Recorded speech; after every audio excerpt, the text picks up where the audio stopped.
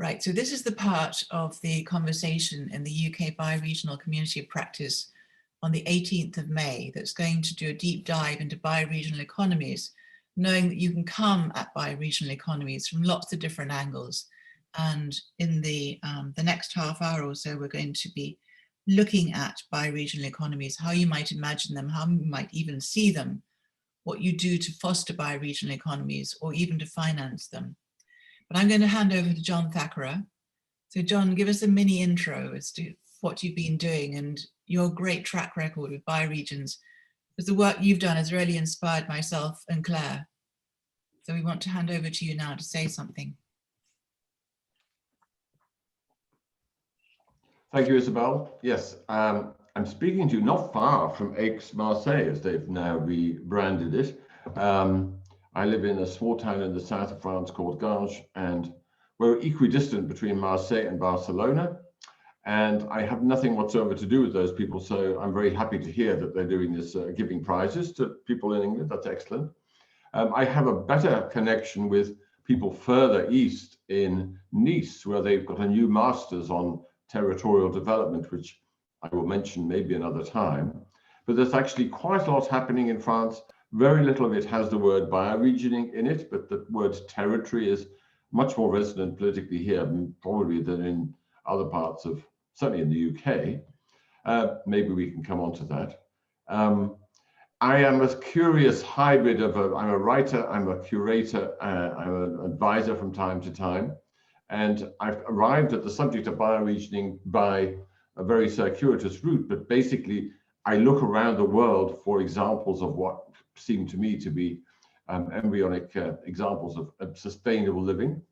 And then from time to time, I bring them together to talk to each other in festivals and events of one sort or another. And then every few years, I do a bigger event where I try to kind of give it a frame. And 2 years ago, I did an event in China where I'm a visiting professor at Tongji about urban-rural, which was the name we ended up giving quite a big exhibition, but because they didn't have can't translate bioregioning into Chinese, or not in a way that they understand. So, but that was the last time when I gathered together a whole bunch of projects and say, how do they help each other? But since that, and I wrote a paper for a journal on bioregioning, I've had all sorts of curious contacts, as you guys do. I think people kind of come and find you from wherever they are.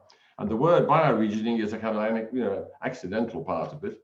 But the region, or the urban and the rural, or the reconnecting city and country, these are very fast growing parts of my radio noise. And so not sure that it's so easy to make sense of it, but there's a very sharp interest rising in that.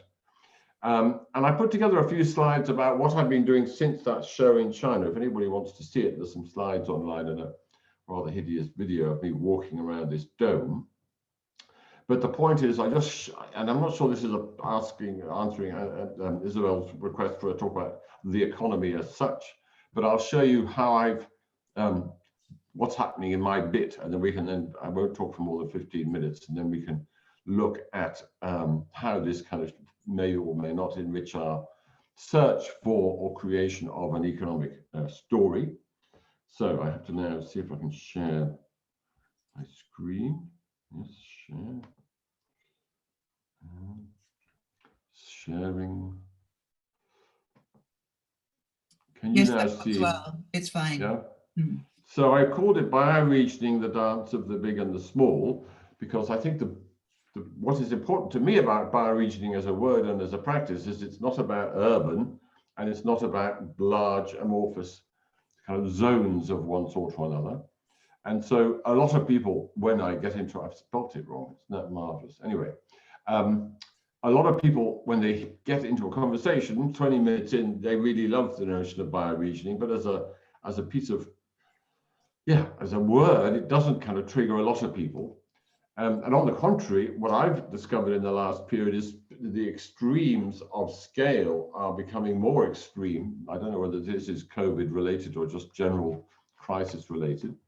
So on the left is a picture from Federica Toati about critical zones. This is the Bruno Latour world of looking backwards in time and looking at the globe as something which we are part of rather than look at out of the window of a spaceship.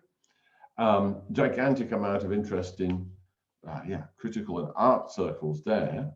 And there's a whole world. They have a huge show on at the Karlsruhe Media Center at the moment saying, how do we get away from looking at the Earth as a kind of nice, neat little blue marble? We have to be part of it. We have to be touched by it.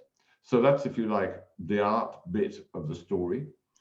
And on the right is this thing which absolutely blew my mind about a month ago. This, I can't make the video work, but this is a snapshot from a live video, kind of a simulation of the mycorrhizal filaments passing through the soil, which this very brilliant young scientist called Julian Lieber has made. And you can track it down on GitHub. And so those two things, which are like the opposite in terms of a nice, neat story to do with bioregioning, are what are most causing the most attention. The right-hand one, I think, is where the notion of an invisible world is where I think I'm making the most progress. And so therefore, I've got, in my last 10 minutes, 2 propositions, 3 examples, and a provocation. So my 2 propositions, which is basically a critique of this old-fashioned notion of what economy means, that bioregions are life worlds, not a source of resources or solutions. And second proposition, which I think is becoming very quickly mainstream, is that the health of place is the same as our health. And therefore, if we restore the health of our world, we will create value, in the sense that if we don't do it, we'll go in the opposite direction. So everybody from the Lancet to the World Economic Forum is now talking about One Health. I've got 3 examples, which I'll come on to in a minute. And then part 3 is a provocation, because I really think that if, insofar as we struggle advocating for bioregioning, and I'm the same, even though I've done a lot of work on it, I think that there's a problem in general with words that sort of float around the internet and the think tanks and the policy circles, which are very abstract. And so there's a slight sense in which bioregioning, like all these other words, is a kind of comes out of our heads. We make a map of the world and then we kind of say, okay, now implement that. Where I see the most progress happening and breakthroughs is when it's the opposite of that. It's when people start on the ground, map, and in other words, connect with real projects and people and ecosystems, and grounded relationships are formed from that. It's another way of talking about grounded relationships rather than abstract ones. But insofar as I'm trying in my 10 minutes to say where are the opportunities for people to spend money, some of which would spill over into our pockets. The first one is the general subject of dam removal and river restoration, which is very often understood by us as in terms of watersheds and so on. But it's pretty remarkable just how much of that is happening, so to speak, below the radar a bit. You may have seen this rather beautiful, exotic map on the right. Have you heard of Amber International? It's a kind of citizen science. It's a kind of it's a corporate-backed thing, but they've basically made an app so you can map, obstacles to rivers and waterways all over Europe, and up to 1.1 million obstacles at the moment. And it's called Let It Flow. And I just think that what is remarkable to me is just how many people keep telling me, oh, yeah, we're doing that. Claire and Isabel may have known that, 10 years ago, I worked in a place called Saint-Étienne in France, where they had a project to daylight the river there, the River Furon. I think there must be 30 or 40 projects on this scale that I know about, just in France. So the subject, and this is like a kind of old-fashioned engineering-y, sort of vaguely, cranes and digging things and jobs for builders. So that's why I'm mentioning it as an economic opportunity, because every time you have that, there are amazing spin-offs to do with what is the watershed, what is the relationship of the citizens to this project, and so on. Anyway, a vast subject, but I think there's tremendous potential for us to apply a bioregioning frame to these waterway and watershed projects. My second one is related to the horrible catastrophe of the Common Agricultural Policy in Europe, which I don't know how many, whether you're following it now, but it's become utterly gamed to death by big ag and the big players. So it's the 5 years, 6 years of work by all the hard, the bag carriers to have an environmental and a green agenda for 40% of the Europe's budget has just basically melted into thin air. That's the bad news. The good news is that there is this rather strong support for something called high nature value farming as an alternative way to spend money on the environment, which was actually pioneered in Ireland, and there's a place called the Burren Bayer, which some of you may know, kind of a bioregional scale in the west of Ireland, does a really brilliant job of combining scientific and economic and social activities. And so, I'm putting my money on high nature value hydrospheres as the kind of next thing that we can do in terms of land and water and the interface between them, which is something which will be discussed Thursday of this week, because the Commission is trying to set up a new Bauhaus, and I've got some friends who want to make a new Bauhaus on a ship. So my contribution is that. But then everywhere, and I think it was Elle was talking about urban farming and urban agriculture, it's just, to me, very inspiring how much of that activity is morphing with and connecting with, canal restoration and the urban and the rural. So here in Kyoto, the growing of food on the banks of previously polluted canals is more and more connected to relationships with farms in the region, the bioregion. And rather, a lot of people are doing this work from the perspective of regional planning, from the economic development and regional development, and the Japanese words for that. It's of course huge in the global south, but the point is that what in my world was a very niche kind of hipster type thing 10 years ago is, I think, becoming pretty mainstream. And then the other thing about this digital cyber part of the hydrosphere is the incredible impact of technology on connecting urban and rural. Now, I don't want to kind of deviate too far from where you expected me to go, but I do think that the notion of relationships which connect people on a regional scale, they need an economic dimension. And for the last 10 years, people have talked about tracing, track and trace of food. How do we know where our food comes from? In China, but also now in the US, there's this incredible transformation of the agenda away from, giving large supermarkets or wholesalers these tools, putting them into the hands of the citizens so that citizens can connect directly from where their food comes from. So Fishcoin network is connecting city people to where their fish come from, because they use DNA analysis and barcodes and Bitcoin type technology, so you can't fiddle it, or this is the theory. But the point, and also in China, I've been doing this amazing learning from this, what they call live streaming, where you have basically parallel media systems connecting together the farmers with the people in the city who buy their food. So insofar as my interest in bioregioning began with food systems and how to create relationships which animate a bioregional sensibility, a lot of it was food related. There is, I think, a pretty positive bit of spin-off coming from the tech. Not that I'm not advocating tech as a solution to anything, but things like Fishcoin and live streaming are having all sorts of, it would look to me like very positive social benefits. And then the third of my, I'm going to have to stop after that, we're wildly over time. But anyway, I was so excited by this 2 weeks ago. Supposing that we want bioregions to be understood as a form of infrastructure, because people spend money on infrastructure, which they don't on other things, then these researchers who are looking at the world through microbial eyes have got this fantastic story to do with microbiome-inspired green infrastructure, or MIGI. So Jake Robinson is at Sheffield in the UK, and there's a whole bunch of them around the world, trying to persuade cities to look at the bacterial urbanism as their starting point for infrastructure, not to build things, but to think of the city as a metabolic unit. And once you start to do that, then you have to look at the kind of greater territorial context for the living systems that the city contains.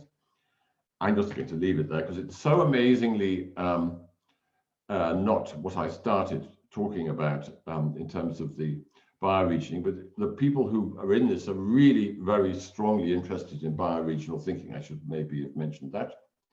And this woman, Elizabeth Enaf, who's French but working in America, has got this fantastic practice called microbial foraging. And she wants to make microbial kind of maps of regions in which she says we become aware of how much of the world contains life that we don't know about.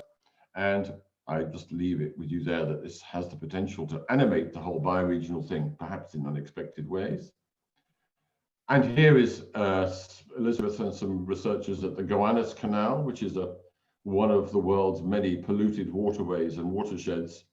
This is actually a Superfund site, it's so bad, but they're basically setting up kind of infrastructures of phytoremediation, plants and microbial phytoremediation to clean these very toxic waters, in which it very much operates on a watershed scale, otherwise it doesn't work. So it's pretty exciting. And the guy I showed you before, Julian Lieber, is finding ways to analyze microbial value in urban as well as rural contexts. And so that insofar as a bioregion is a container of value because it contains life, here we have ways to measure that. But let me finish with one slide, because there are two slides, a practice question, because so many of us have been working for a long time on storytelling about bioregions. And I think I love stories. I'm a journalist, basically, and I think the stories are very powerful. But 9 times out of 10, the policy person will say, give me numbers, give me data, give me structure. And so there are now people beginning to provide that bit of the story. So this is some people I just discovered in Poland. It's a kind of NGO called the Regenerative Community. And they do this kind of grassroots mapping. Maria Davidova is actually in Cardiff, I discovered, to confuse the story. But they say, what are the assets, cultural and social, of a region? How can we denote them on a map in such a way that different sorts of people can start to work on the relationships and the connections? And this language, again, somebody said architects always end up making things looking much serious. This is a kind of architectural planning language for ecological phenomena. And I think that has tremendous potential in all our bioregions to get that kind of language going, to persuade people that we're not just dreamers and tree huggers, which some of you may have possibly had that encounter before. So in other words, make friends with these new microbial researchers. They're very cool. Make friends with the architects, because they speak the language of planning and regional development, and they have a visual language which gives gravitas to the bioregional story. So I will stop at that point because sorry, I went a bit too long, but yeah, thank you. It was great, John. Lots of really interesting ideas. And to me, quite left field ideas, things that I hadn't thought about before. But I'm really struck by what you were saying about bioregions offering infrastructure. So kind of infrastructure for action, or infrastructure for how you conceive of place. So why don't we spend 10 minutes or so with John? If there are any questions for John, or anything you would like to put into this conversation?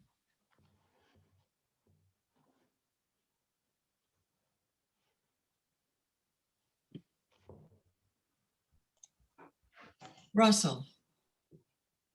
First of all, that was fantastic. As always, thank you. How do we begin to pull on the piece of thread with in our case, councils, who are the gap between where they are and where they need to be is so huge. I mean, there are individuals within our specific Perth and Kinross Council who are progressive and curious, and they are also under-resourced and slightly beaten down. And so wherever possible, a way that we can help them is to give them the language to take to either people who control resources or people higher up the chain. But in Perth and Kinross in particular, some of this language would be as if we were speaking a foreign language. It's really difficult to get people to grasp some of these notions. It is to do with the story. I'm just interested, John, in your thoughts on what's the most effective form of this storytelling. Is it advocacy? Is it commissioning works of art that tell the story? Is it, what is it? Because they don't have the glossary. Who was it who recently said, we don't have a vocabulary for the terrain we are already in?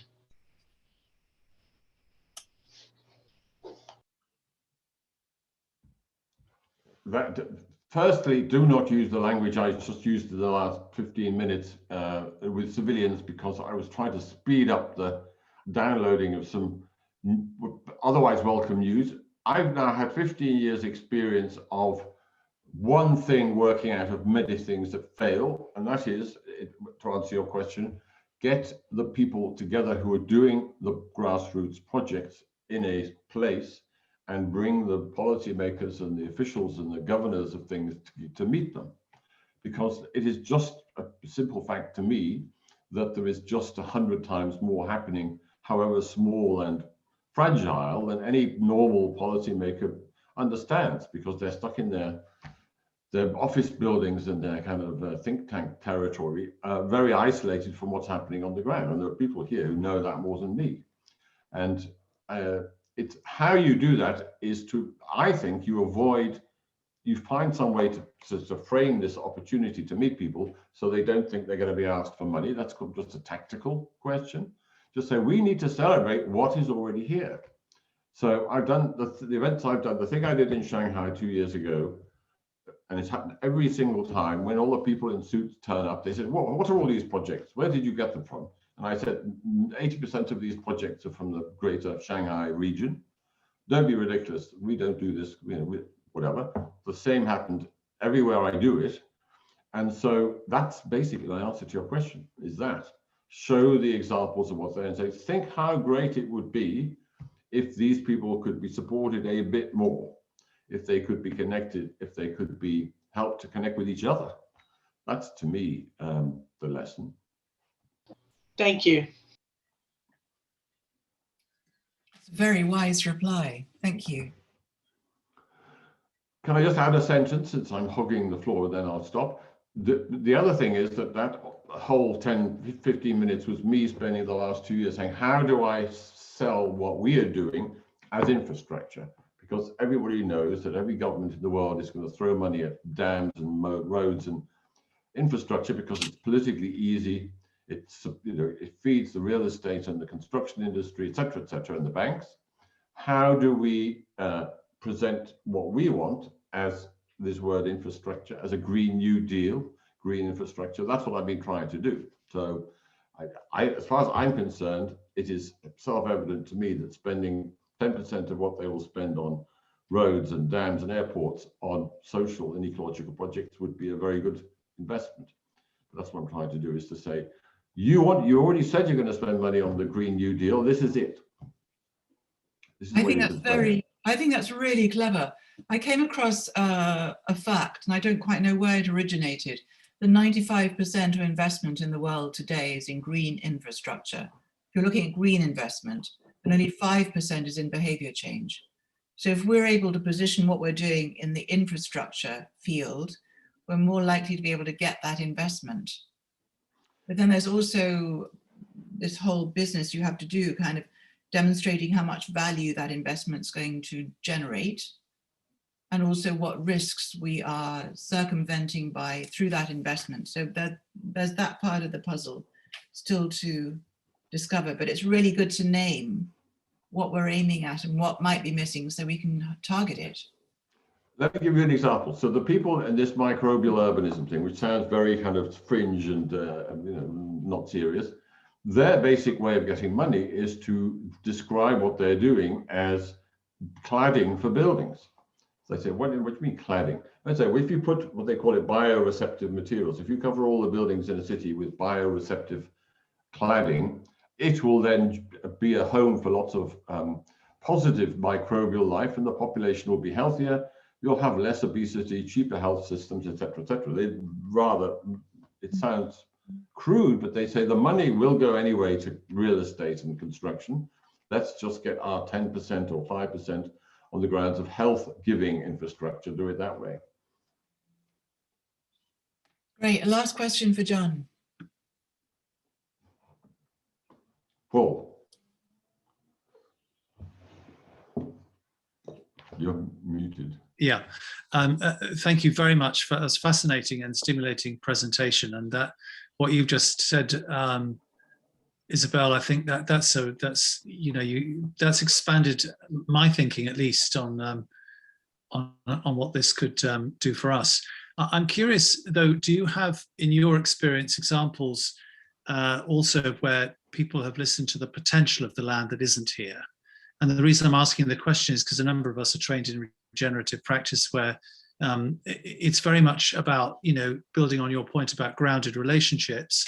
It's learning from those grounded relationships with the land over time about what's not here, what's been blocked, what's been forgotten, but what has still yet potential to express.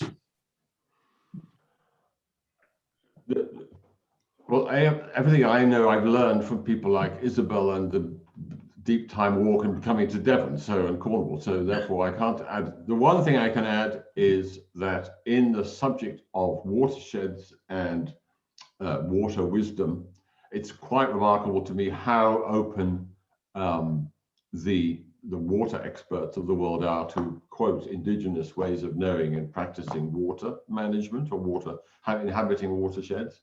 Because it's so obvious that the modern ways have all failed, and they're based on false thinking as well as bad practice. So it's quite amazing how many people in suits and driving BMW say, yes, we need to get in touch with old ways of understanding water. So it doesn't mean to say they're going to do anything about it, but they're so frustrated by their failures as kind of modern, water engineering and civil engineering concepts and sewage and so on. So the guys in Kyoto, the mayor of Kyoto says, what would it take to re-localize sewage in Kyoto, for example?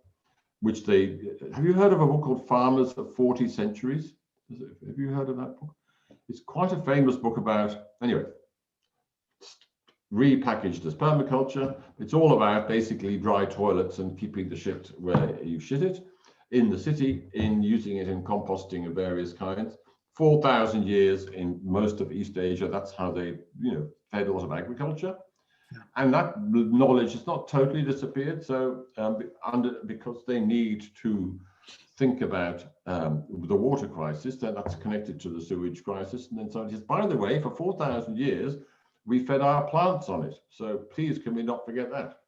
And that's an example of it's not the land as such, but it's landed knowledge that people are, in desperation looking to now. Thank you. Thank you very much. So I am now going to find my donut presentation. And this will be quite a swift presentation. We can always come back to it another time. But just to give you a flavor as to how the donut can kind of map itself onto thinking about bioregional economies. So let me just share my screen. Here we are. So this slide deck, make it full screen, was actually made for a presentation I did very recently to Somerset County Council, who are interested in making their own donut. So it's slightly angled towards that, but it doesn't matter. We're going to move on swiftly. So why are we making a donut? I So any of you who know about donut economics may have heard about the Amsterdam donut, which has been getting the most attention recently. So there are good donuts being made in Amsterdam, in Berlin, in Melbourne, and lots of other places. They're mainly being made for cities. Very few are being made for urban and rural. And we do have a donut for Cornwall, but as you know, Cornwall is mainly rural. But in Devon, we have got 3 urban areas. We've got Plymouth, and we've got Torbay, and we've got Exeter, and we're embracing all of those. And we are making a donut because there was a huge enthusiasm that came out from an event that ran last July online called Regenerate Devon. And Kate Rayworth sent us a mini video which played during that event, and people became very excited and said, we've got to make a donut for Devon, let's just do it. And of course, there are all sorts of reasons for making a donut, which you can see here. There are policy reasons. They're also on the map there. You can see lots of activity already going on in Devon, which if we just kind of link it up, and that is kind of bioregioning in practice. So the donut idea came from the economist Kate Rayworth, who's now based at Oxford University. And she took her experience of working for Oxfam and also her economic training. And instead of creating a kind of a linear graphic for economic change, she created a circular graphic, which has turned out to be immensely powerful. And around the outer ring of her circle, she put the Stockholm Resilience Centre's planetary boundaries, like ocean acidification. And on the inner circle, she put some but not all of the SDGs, the Social Development Goals, which are UN goals. And on this part, which is called the social threshold, rather than the ecological ceiling, social threshold has things about food, water, energy, and so on, but that's in relation to humans and how we use those things. So that's the Regenerate Devon Summit. So the Bioregional Learning Centre has been circling the donut for some time, because we kind of knew that for our bioregion, we needed to have some kind of baseline in order to understand what we were gaining on and how that gain was being achieved. And we were kind of reluctant to use the donut because we thought, oh, it looks too neat and tidy. We know it's not as neat and tidy as that. And anyway, where does data get us? But actually, the more we work into the donut, the more fascinating it becomes, because it's posing all sorts of challenges to us. So out of the Regenerate Devon Summit, we convened what we call Coffee and Donuts, which is a fortnightly Monday, kind of late afternoon, 90 minutes, at which a growing group of people come together and we pose them different challenges. Most recently, we've been looking at indicators and thresholds, which I will get onto in a minute.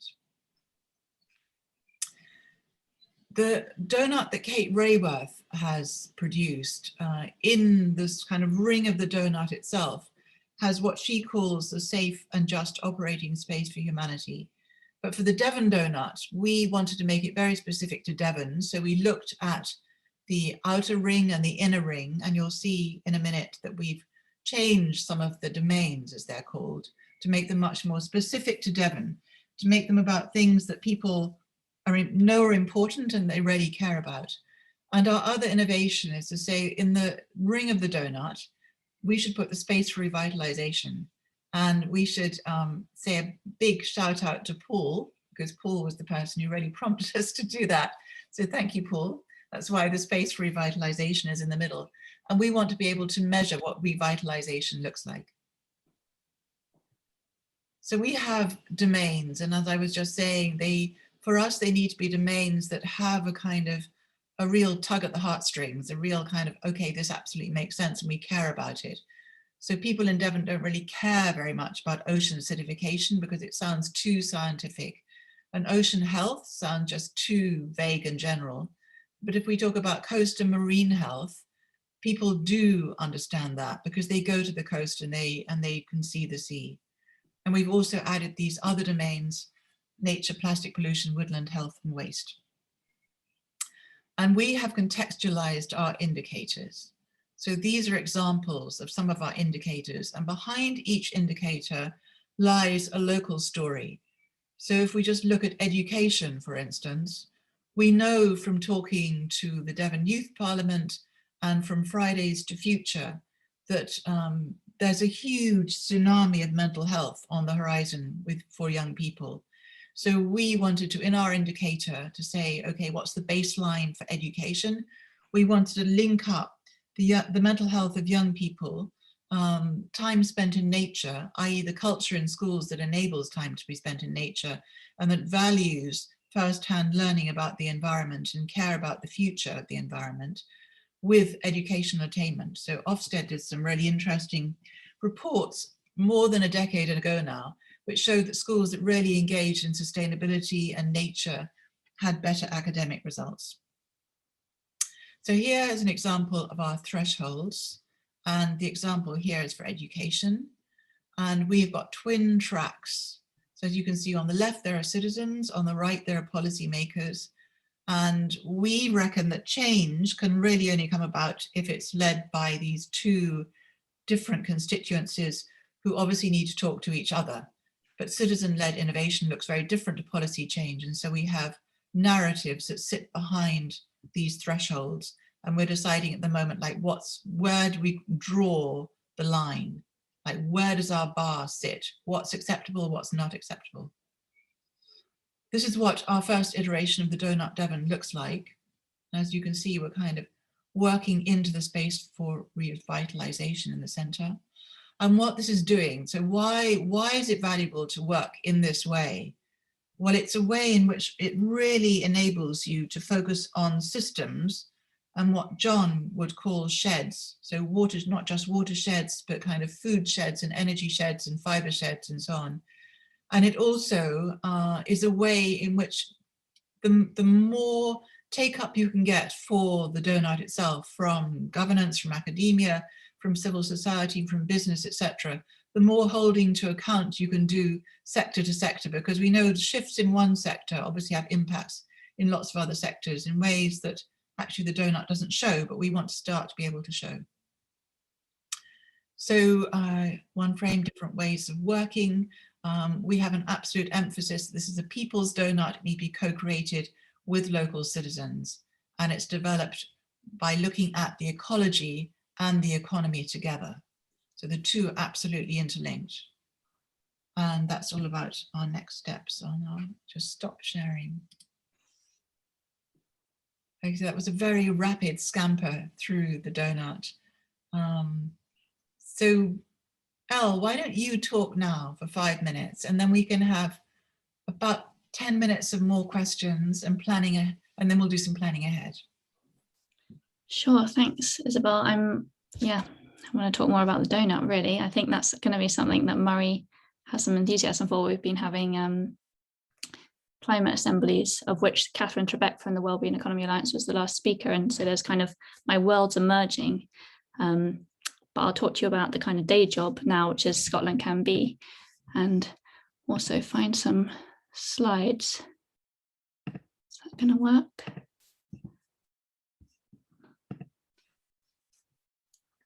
Got a thumbs up on. It's working. Great. It's good. So Scotland Can Be is kind of came out of this kind of unique set of conditions that happened in Scotland in 2018 when we launched, and it kind of draws on this small nation with this progressive vision and heritage of social business. And then this Scotland Can Do initiative, which is a government initiative to become the world leading entrepreneurial and innovative nation. But then matches that with B-Lab, the nonprofit behind the B Corp movement, who came to Scotland and said, how about a whole nation learns to think like a B Corp? And so the first program to measure what matters was born. And over time, that premise has kind of evolved and matured to be, well, how do we build a nationwide culture of business as a force for good in Scotland? So looking beyond the B Corp certification process, drawing on the tools of B-Lab and the B Corp movement, and the kind of championing of the case studies that B Corps provide, but saying, you know, that's a pretty high bar. to reach. And actually, there's a lot of learning we can do as an entire nation of businesses in Scotland from that heritage. And also that we don't want to reinvent the wheel. So there's some familiar things here, including the donut and the SDGs, but Scotland is also one of the founding wellbeing economy governments, along with New Zealand and Iceland and Finland and a few others. And Scotland has a national performance framework, which is the wellbeing framework for Scotland, which is this kind of petaled thing here, but it's kind of Scotland's version of the SDGs and how we might work towards a wellbeing economy. So drawing on these existing frameworks has been really important for the programme. And then coupling that with leveraging this business case that actually doing good is good for business, and that's a growing imperative around the world.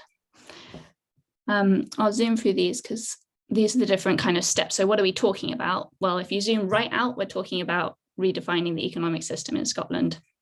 And whether that's the donut and meeting the needs of all within the means of the planet, or whether it's a wellbeing economy and looking beyond growth and GDP, you know, it's a real kind of complete redefinition of what the end goal is. But coming a step closer, you know, we need to be able to measure the MPF. We need businesses to be able to tell how they are contributing to actually creating a wellbeing economy. And that actually requires businesses understanding their impact. So we need businesses to be really defining, measuring, and managing the activities associated with impact and well-being that they're making. And then really the number one starting point is, well, what is impact and who are your stakeholders? And all these things are interdependent, and a lot of businesses aren't even thinking on that basis. So that's really where we begin. And these nested goals, you know, so when we bring them all together, we can see that they're connected steps depending on your access point or kind of what level of awareness a business has as different entry points, but they're all connected.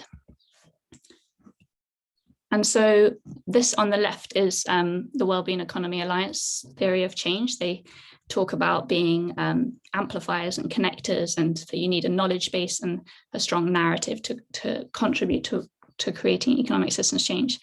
And we're kind of matching that as Scotland can be, and saying, well, it's all well and good to have some amazing tools and kind of point businesses in the right direction, but actually you're not going to get uptake and accountability with those tools without the kind of underlying culture of, well, why should we care? And a coherence between a kind of shared end goal.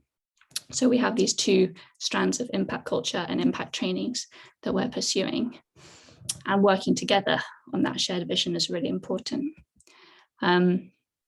This is wordy, but this is to say that, you know, the culture piece is really important, and we've been putting and investing time and energy into getting different actors from the business ecosystem in Scotland together to actually spend time. This is the beach out the back of my house in Fenton, and trying to get people together from big agencies or little independent consultants to really talk in a way that they haven't before.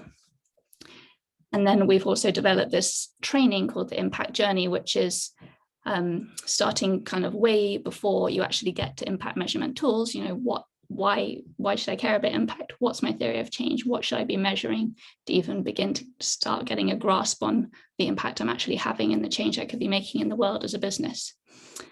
And so it's no small undertaking. There's quite a lot of, I'm like spreading pixels. There you go. There's no small amount of businesses in Scotland. This is just demonstrating how they link together. The SDGs are mapped to the MPF, and the B Lab have a tool called the SDG Action Manager, which is linked to a tool called the B Impact Assessment. So you can look at comprehensively across your business, all your stakeholders, what you're impacting, connect that to SDGs, and then kind of add a layer to that, which is how the SDGs are mapped to the MPF. I'm going to skip that. If anyone wants, I can send it to you, but that is long.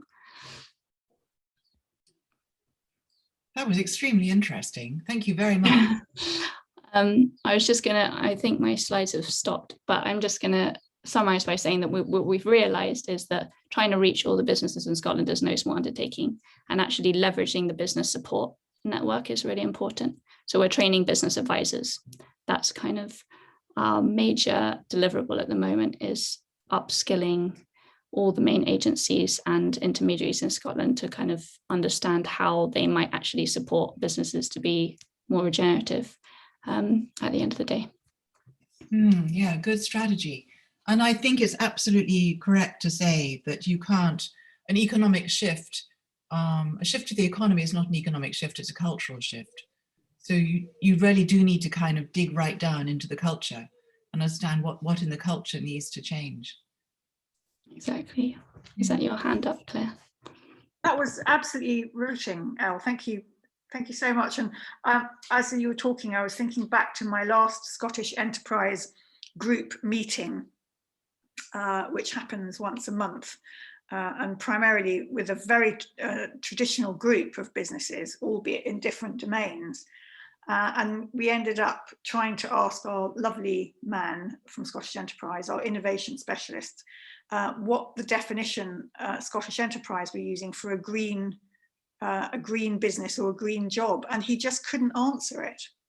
And so I suppose what I'm thinking is there feels such an immense chasm between the Horizon 1 system and us lot. Is it bridgeable? Or do we just You're totally right. Yeah, I mean, do we just focus on building the new system rather than trying to engage with the old system? yeah, I mean, the rhetoric in Scotland's amazing, and the political kind of moving and shaking. And then actually on the ground, when you talk to advisors, all they're caring about is how much you're exporting and how many jobs you're creating. And it's really disappointing. But, you know, we're not well funded, but we are funded by the Scottish Government, and things like the Wellbeing Economy Alliance had the first hub, and kind of that has the most traction is the Scotland hub. And so there are these bits that are trying to join the two and say, well, let's put this rhetoric into action. You know, there's clear demand from it from all angles. But you're not alone. I've had that experience too. And there's many businesses that come to us that are already kind of on this way, who are just like, why is the business support so awful? So that's really why we've ended up focused on them, to try and bring them along with us.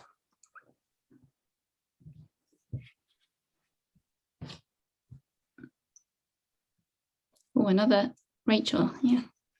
Hi, Elle. Yeah, that was really fascinating. Thank you very much. I was just wondering whether you know a chap called Graham Lester up in Fife in Scotland.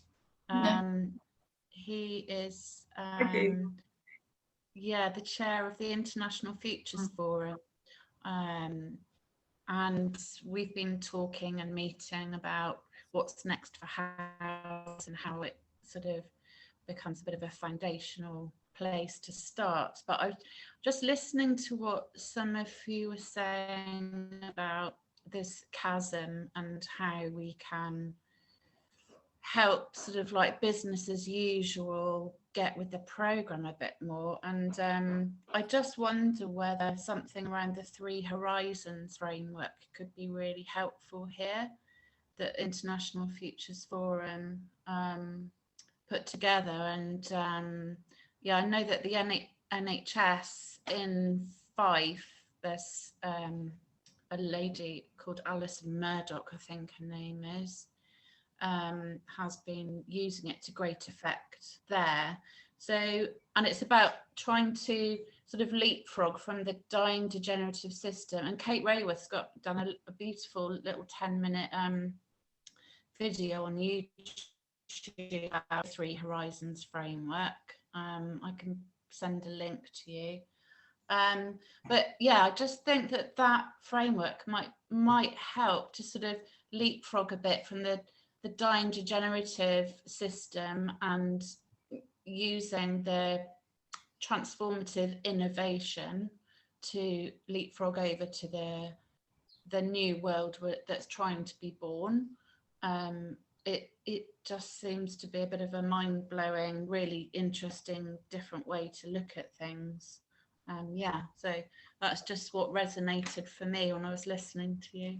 Thanks for sharing. Yeah, I think I have seen the IFF, International Futures Forum, but I haven't connected with Graham, so that's a good tip.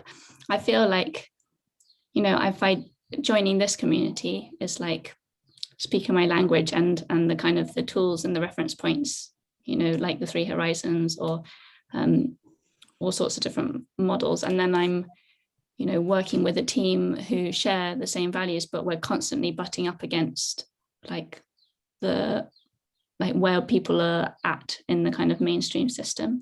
And so constantly having to find ways that, you know, meet them, which is why we lean back on these kind of the frameworks that the government is championing and saying, well, what does this actually look like in practice, rather than scaring them off too much. But the Three Horizons one is a really helpful and quite accessible way, isn't it, of getting people to look at new vision.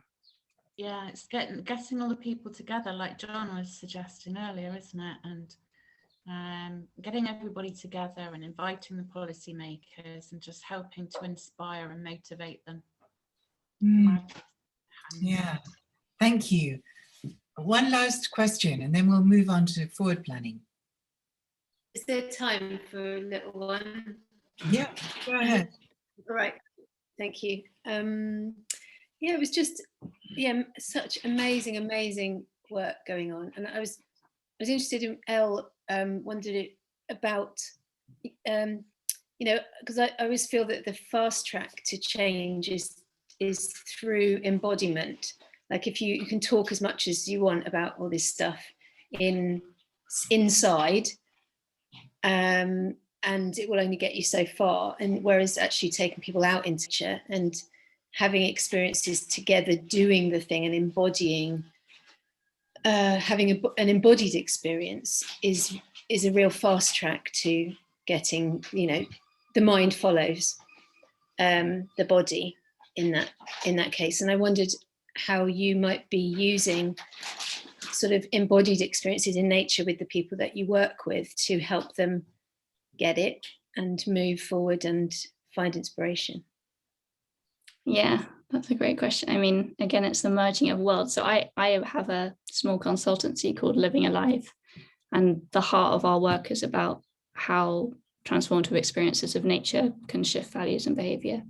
And so that's, you know, the weekend on the beach with a bunch of kind of policymakers and organizational leaders from Scotland is that kind of creeping into the program.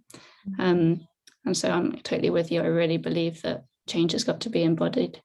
Yeah, it's again a process of like, how do you dress that up to make sure it fits into Scottish government funding bids, but work in progress. Thank you very much, Elle. Thank you. So we've got 5 minutes to think forward. So we have more speakers lined up, amazingly, on the 22nd of June, which is our next meeting at 4 o'clock. So Molly Scott-Cato will be coming, as well as Jules Peck. And Tim Jackson's also been given the date. And we'll kind of keep rolling, I think, with the bioregional economy. And they would like a steer from us. What would we like them to talk about? What things about the economy would we like to explore?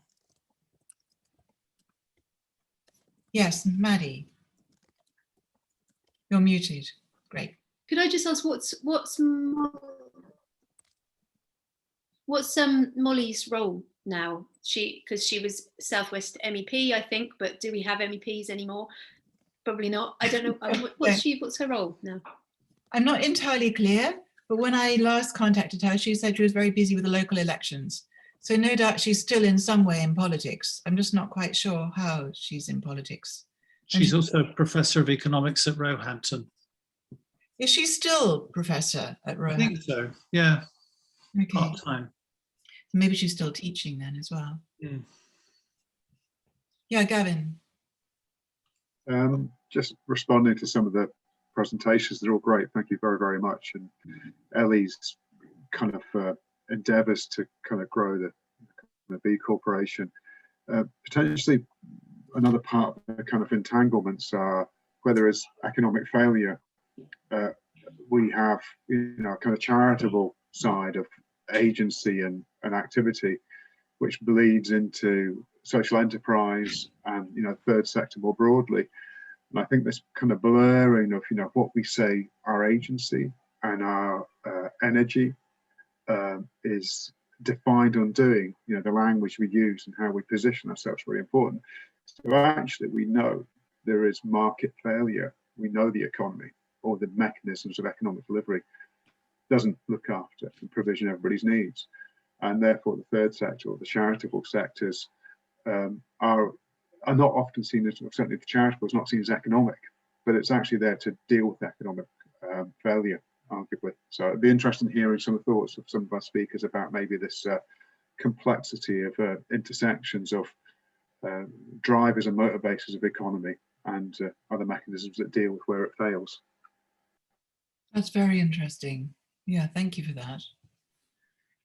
Just a very sort of practical ask. I mean, John, one of the many wonderful things about John is that the descriptions of real live projects, which I've always found very inspirational. And I wonder if the speakers in our June meeting might be able to give us some examples of territories which have started to redesign the plane whilst flying it. What does it actually look like? Who's involved?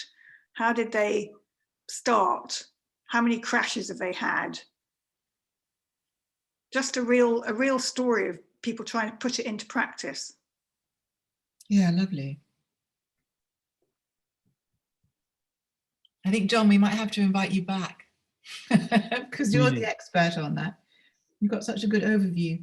Well, yes and no, but I wanted to say that one of the most impactful events I've had in the last 10 years, maybe it's more than I hate to think of it, was coming to Clare's village and meeting 25 or so people who were gathered together by Clare in a little room in the town hall, who were doing 25 very different things, you know, from brewing up mead to dry stone walling schools. I mean, the point was that for me is what I'm always looking for, is that kind of experience. And so it's to do with how you get the policymakers to come to such an event. That's the trick, because otherwise people like me will turn up and I'm just a journalist. So how do you get them to, I mean, I just, you know, when I did this show in Saint-Etienne, we had the senator from the region of that part of France, and he literally thought we'd faked the whole thing, because we had 63 projects in a big shed from that part of France. He said, you've imported them. This is before fake news. He could not believe, and he's like in charge, the senior political person. He'd never met or heard of or seen any of these projects in his life. And so it's not more complicated than that. It's just saying, look, it's already started. People are already doing it. You don't have to kind of go away and have a think tank about it. It's there. Help them do it more. So. Yeah, very good. We should close there, but that was a really great meeting. John, thank you so much for joining us. Thank you for inviting me.